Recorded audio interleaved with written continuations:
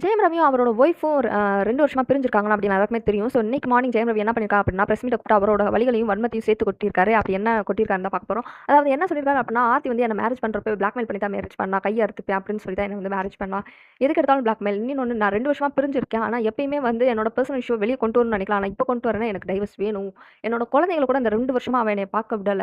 நான் கஷ்டப்பட்டு கட்டின வீட்ல அவ சந்தோஷமா இருக்கா. ஆனா நான் வாடகை வீட்ல இருந்து கஷ்டப்பட்டுட்டு இருக்கேன். அதனால எனக்கு டைவர்ஸ் வேணும். டைவர்ஸ் வந்தக்கப்புறம் தான் நான் அடுத்த படமே நடிக்க ஆரம்பிப்பேன். அதுவரைக்கும் படம் நடிக்க மாட்டேன் அப்படின்னு சொல்லியிருக்காரு.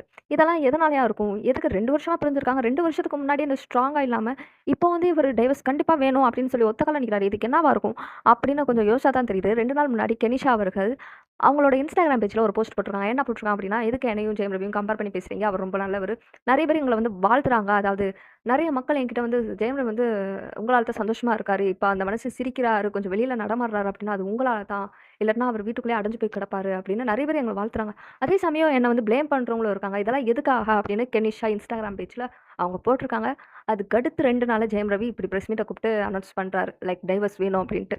ஸோ இதுலருந்து என்ன தெரிய வருது அப்படின்னா, ஒரு வேள இந்த 2 வருஷமா கெனிஷாவும், ஜெயம் ரவியும் சுத்துனாலுமே பேச்சு அடிபடுது. அதாவது ஆர்த்தி டைவர்ஸ் பண்ணாமயே இன்னொருத்தி பின்னாடி சுத்துறாங்க அப்படின்ட்டு.